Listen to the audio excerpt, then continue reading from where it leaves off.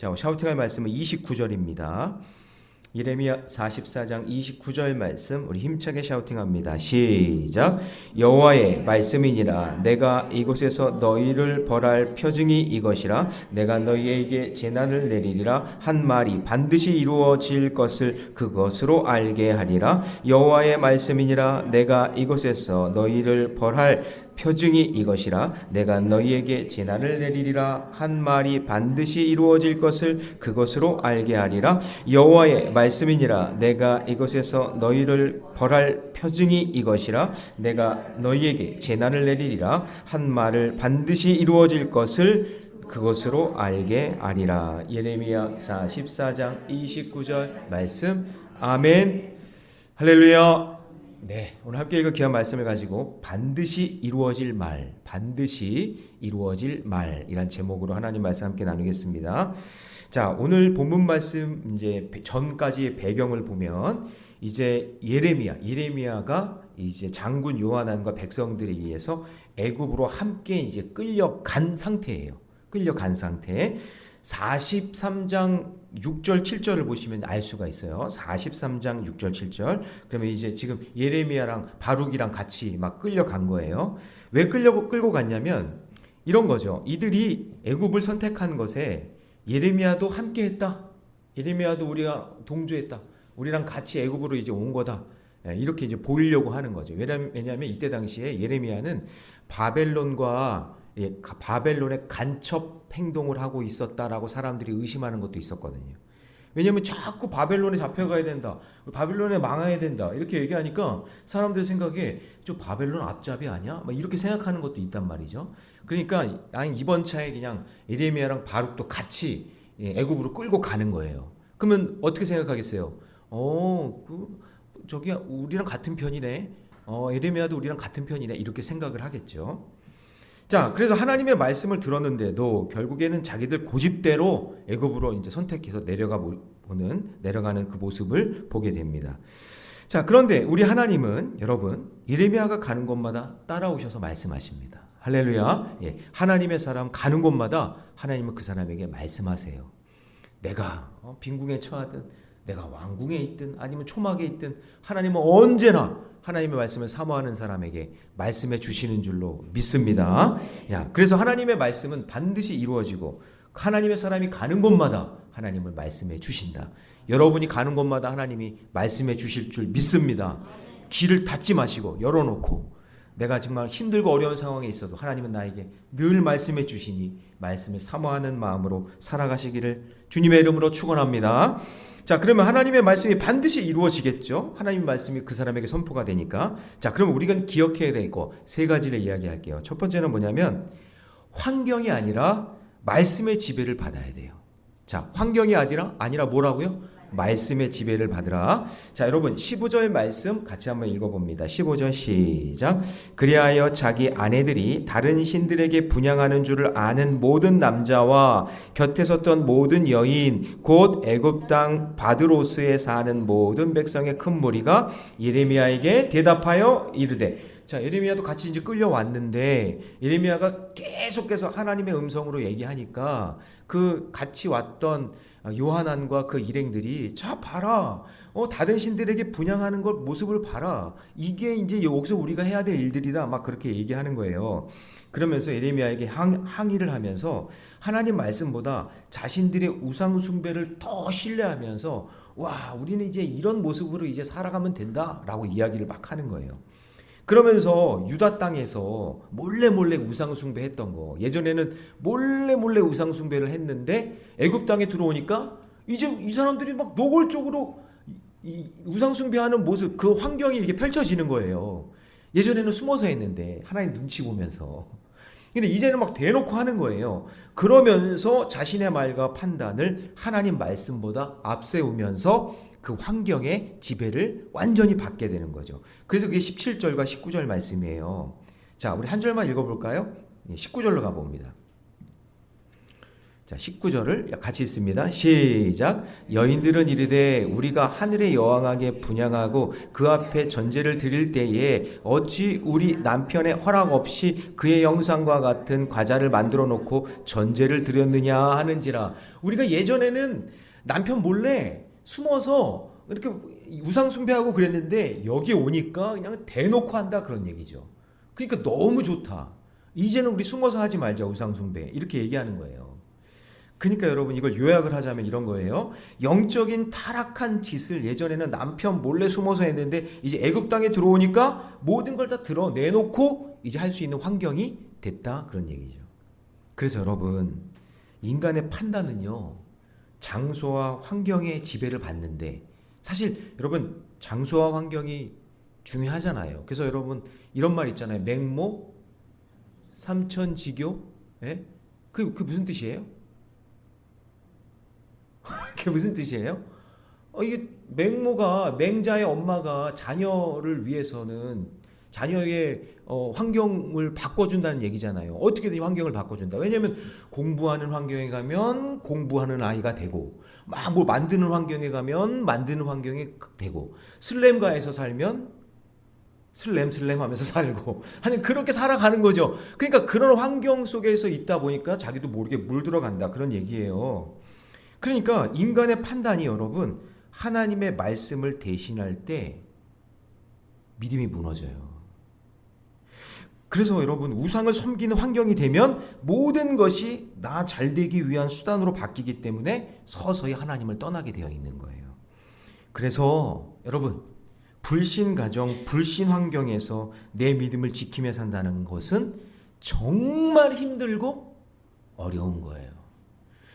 되겠지. 뭐 나는 믿음 있으니까 난 믿음 지키고 그래 믿지 않는 사람이랑 만나서 결혼하고 살면 뭐가 되겠지. 그래서 불신 결혼 덜커덕 했다가 갔던 그 환경이 완전히 불신 환경이잖아요. 그러니까 거기에 서서히 물들기 시작하면서 자기의 믿음도 맥을 못 추는 거예요.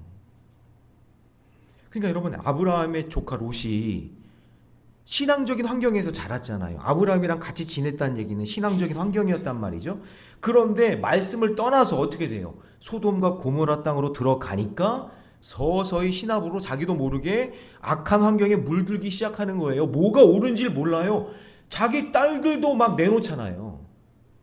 응? 막 이상한 짓 하려고 하니까 자기 딸들도 막 내놓는 환경이 되는 거예요. 그래서 하나님의 말씀이 없는 우리의 판단이 가장 위험한 우상 숭배가 될 수 있다는 것을 기억하셔야 돼요. 여러분 성경이 우리에게 계속 던지는 메시지는 뭐예요? 너의 환경에 갇혀 있지 말고 말씀에 순종해라.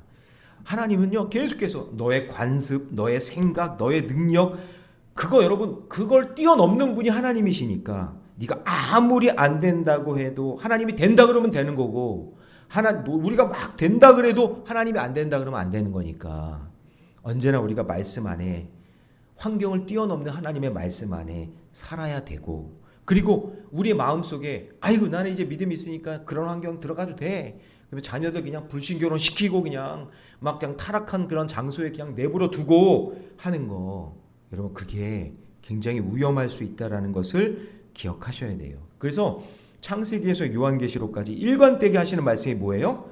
환경이나 여건이나 사람 탓하지 말고 내가 쓰고자 하는 사람 누구든지 하나님이 사용하시니까 하나님 말씀 안에 사로잡혀서 믿음을 지키고 있어야 되는 거죠. 그러니까 지금 이스라엘 백성들이 애굽 땅에 들어가니까 대놓고 우상 숭배하는 거예요. 그러니까 여기가 너무나 좋다고 얘기하는 이런 상황이 된 거죠. 자, 적용 질문 드립니다. 나는 말씀보다 내 환경을 우선순위에 두고 있지 않습니까? 여러분 말씀이 앞서 있어야 됩니다. 말씀을 우선순위에 두시기를 주님의 이름으로 축원합니다. 하나님의 말씀을 내 환경 뒤에 놓았다면 이제 지금 다시 기준을 바꾸셔야 됩니다. 말씀을 최우선의 판단 기준을 세울 때 하나님께서 그 길을 인도해 주실 줄 믿습니다. 자, 두 번째, 하나님의 말씀이 반드시 이루어지기 위해서는요, 말씀이 나를 귀찮게 해야 돼요. 말씀이 나를 어떻게 해야 된다고요? 귀찮게. 여러분 지금 귀찮죠? 계속 말씀드리니까 귀찮지 않아요? 달고 오묘한 말씀을 들을 때도 있지만 때로는 그 말씀이 나를 찌를 때가 있잖아요. 그거 귀찮아요. 그렇지만 귀찮아요, 여러분. 불편해야 내가 사는 거예요. 여러분, 불편한 게 생명이에요. 꼭 기억하셔야 됩니다. 자, 예레미야가 우상 숭배하기 딱 좋은 환경이라고 말하는 자들에게 아주 강력하게 반발합니다. 자, 21절 같이 있습니다. 시작. 너희가 너희 손조와 너희 왕들과 고관들과 유다 땅 백성이 유다 성읍들과 예루살렘 거리에서 분향한 일을 여호와께서 기억하셨고 그의 마음에 떠오른 것이 아닌가. 자, 22절 다 같이 시작. 여호와께서 너희 악행과 가증한 얘기를 더 참을 수 없었으므로 너희 땅이 오늘과 같이 황폐하며 놀램과 저주거리가 되어 주민이 없게 되었으니. 야, 너희들 지금 그렇게 숨어서 그렇게 우상숭배했던 것 때문에 여기 왔는데 이제 대놓고 하겠다고? 이런 얘기죠. 자, 23절 같이 있습니다. 시작. 너희가 분향하여 여호와께 범죄하였으며 여호와의 목소리를 청종하지 아니하고 여호와의 율법과 법규와 여러 증거대로 행하지 아니하였으므로 이 재난이 오늘과 같이 너희에게 일어났느니라. 왜 정신을 못 차리니? 그것 때문에 지금 이렇게 된 건데 또 대놓고 우상 숭배하겠다고 그렇게 얘기하는 거죠. 그러니까 지금 뼈 때리는 얘기를 지금 하는 거예요. 귀찮죠. 불편하죠. 아, 이 예레미야 얘는 여기까지 같이 와놓고는 왜 이런 말을 하나? 아마 그럴 거예요, 속으로. 그러면서 너무나 뻔뻔하게 우상을 섬기겠다고 서원하는 그대로 이루어져서 그렇게 우상 숭배하다가 망하게 될 것이라고. 너희들 그런 식으로 계속 그러면 망한다라고 이야기하는 것이 25절이에요. 25절. 그래서 하나님은 그들의 말을 들으셨고 그 말대로 돌이킬 수 없는 결과가 시작된다. 그러니까 지금 너희들 이제 어쩔 수가 없는 상황이 됐구나. 너희들 이제 망한다. 그 얘기를 하는 거예요. 그래서 여러분 저를 보세요. 하나님은요. 그냥 내버려 두시는 징벌이 있어요. 지금 여기까지 왔잖아요. 아니 숨어서 우상 숭배해 가지고 여기까지 왔는데 그 대놓고 하겠다고 얘기하는 거잖아요. 그러면 하나님은요. 그냥 내버려 두시겠다는 거예요. 여러분 내버려 두는 게 큰 재앙이에요. 자, 그 얘기 한번 볼까요? 로마서 한번 가보죠. 로마서는 찾기 딱 쉬우니까 롬 1장으로 한번 갑니다. 로마서 1장. 자, 이제 여기서는 또 이제 돌이킬 수 없는 상황이 된 거잖아요. 자, 로마서 1장 24절. 자, 찾아보시고 24, 26, 28 이렇게 짝수 말씀 절만 읽어봅니다. 자, 24절 먼저 시작. 그러므로 하나님께서 그들의 마음의 정욕대로 더러움에 내버려 두사 그들의 몸을 서로 욕되게 하게 하셨으니. 하나님이 어떻게 하셨대요? 내버려 뒀대요. 자, 26절로 갑니다. 다 같이 시작. 이 때문에 하나님께서 그들의 부끄러운 욕심에 내버려 두셨으니 곧 이들의 여자들도 순리대로 쓸 것을 바꾸어 막 동성연애하고 막 이상한 짓 하고 막 그랬다는 거 그거 내버려 둔다. 자, 28절로 갑니다. 시작. 또한 그들이 마음에 하나님 두기에 싫어하며 하나님께서 그들을 그 상실한 마음대로 어떻게 해요? 여러분 가장 큰 징벌은요 하나님이 내버려 두시는 거예요. 그냥 회생이 불가하다. 그러므로 여러분 말씀을 버리면 과거의 심판이 현재에도 반복되는 거예요. 그러면 나중에는 돌이킬 수 없으니까 내버려 두는 거예요. 그럼 우리 내버려 두면 하나님이 용납하시는 거다. 그래 이제 우리가 뜻대로 됐다라고 생각하는데 그게 지금 죽음의 길로 가고 있는 거예요. 그래서 여러분 성경을 잘 보면 구약에 했던 말씀이 또 반복되고 또 반복되고 신명기가 신신당부라고 그랬잖아요. 또 반복하고 신명기 말씀을 예수님이 또 반복하고 그러죠. 귀찮죠? 불편하지 않아요? 그 말씀이 그 말씀 같고 왜 또 말씀하시냐 그렇게 얘기하지만 여러분 그렇게 반복하시는 이유가 있어요. 직접 하나님을 경험한 세대들도 넘어졌잖아요. 하나님의 음성을 직접 듣는 사람들도 그렇게 죄짓고 넘어졌는데 하나님을 보지도 못하고 만지지도 못하는 우리에게 계속해서 반복하시는 말씀, 신명기처럼 신신당부하시는 그 말씀, 귀찮을 정도로 그냥 귀에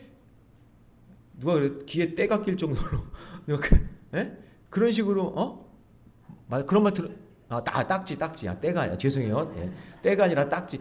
귀에 그냥 딱지가 들 정도로 그냥 그렇게 얘기하시는 그 말씀이 하시는 말씀이 나를 사랑하시기 때문에 그렇게 말씀하시는 거예요.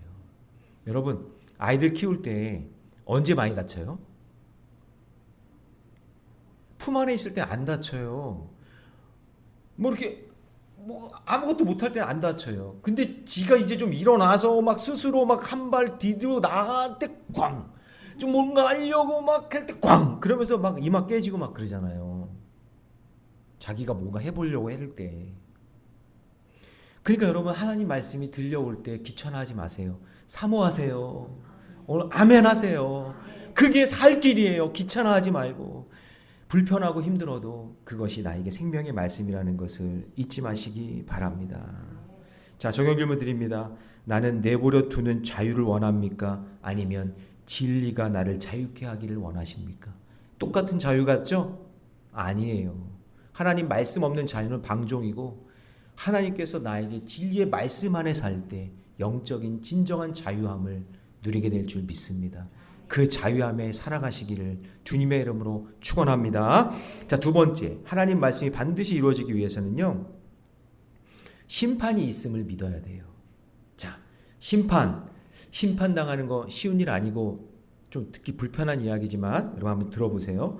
자, 이제 죄악이 계속 저지르겠다고 맹세한 이들에게 하나님도 맹세하세요. 자, 26절로 갑니다. 자, 26절 시작. 그러므로 애굽 땅에서 사는 모든 유다 사람이여 여호와의 말씀을 들으라. 여호와께서 말씀하시되 보라, 내가 나의 큰 이름으로 맹세하였은즉 애굽 온 땅에 사는 유다 사람들의 입에서 다시는 내 이름을 부르며 주 여호와의 살아계심을 두고 맹세하노라 하는 자가, 너희들은 그렇게 이제 우상 숭배하겠다고 맹세했지. 그래, 이제 나는 이제 너희들과 이제 상관없다. 내버려 둘 거야. 이제 너희들에게는 엄청난 심판이 있을 거야. 라는 것을 지금 맹세하시는 거죠. 그러니까 다시는 하나님의 이름을 부르지 못하겠다는 맹세를 하시는 거예요. 하나님이. 하나님을 떠난 자들에게는요, 하나님의 이름조차 보호의 능력이 되지 않아요. 그러면 우리 전사님도 오늘 은혜로운 기도해 주셨는데, 기도하고 난 다음에 예수님의 이름으로 기도합니다. 아멘. 그러죠? 그게 뭐예요? 내가 한 모든 기도는 내 뜻이 아니라 하나님 뜻 안에서 이루어지길 원합니다. 예수님 뜻 안에서 이루어지길 원합니다. 라는 고백이잖아요. 근데 이게 맹세잖아요, 기도가. 그런데 그렇게 너희들이 기도해도 듣지 않겠다, 그런 얘기죠. 그래서 애굽의 멸망과 유다의 남은 자들의 심판도 반드시 이루어질 것이다 라고 얘기한 게 이제 29절이에요. 29절 갑니다. 다 같이 시작. 여호와의 말씀이니라. 내가 이곳에서 너희를 벌할 표징이 이것이라. 내가 너희에게 재난을 내리리라 한 말이 반드시 이루어질 것을 그것으로 알게 하리라. 내가 반드시 너희를 심판하겠다는 얘기죠.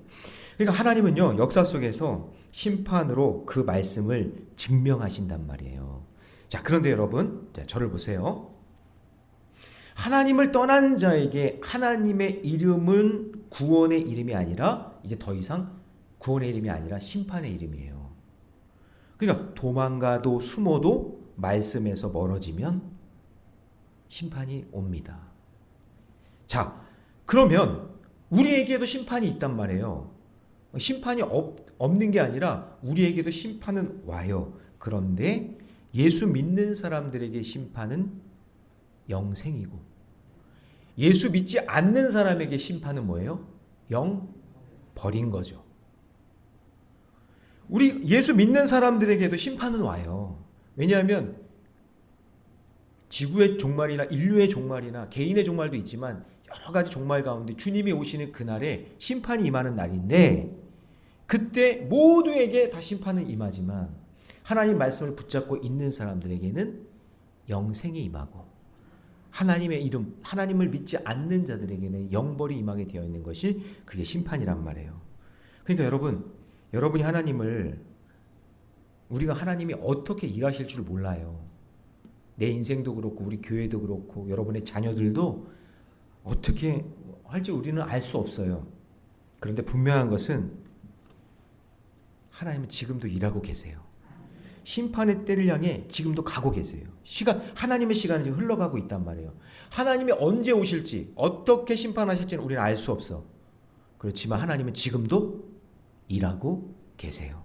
그래서 우리는 주님이 오실 때까지, 주님이 우리를 부르실 때까지, 자, 저를 따라해 봅시다. 믿음으로 기다리고, 감사함으로 예배하고, 기뻐하며 찬양하자. 예, 우리는 그때는 알 수 없어요. 심판의 때가 언제인지 모르지만 언제든지 흔들리지 말고, 환경이 바뀌었다고 여기 우상 숭배한다고 가서 막 우상 숭배하고, 이거 세상 거 좋다고 해서 그거 막 세상 거 쫓아가고 그러는 게 아니라, 지금도 하나님은 일하고 계시니까 어느 때든지 하나님께 믿음으로 기다리고 감사함으로 예배하고 기뻐하며 찬양할 때, 하나님께서 우리를 믿음의 길로, 신앙의 길로 우리를 인도해 주실 줄 믿습니다. 그러므로 하나님의 말씀은요, 단순한 정보가 아니라 반드시 성취되는 약속임을 믿으시기 바랍니다. 환경 탓하지 마세요. 하나님 말씀 꼭 붙잡고 믿음의 길 걸어가야 됩니다. 적용 질문 드립니다. 나는 심판도 반드시 이루어질 말씀으로 믿고 있습니까? 예, 믿으십시오. 우리에게는 영생이 기다리고 있음을 믿고 믿음의 길 걷는 저와 여러분 되시기를 주님의 이름으로 축원합니다.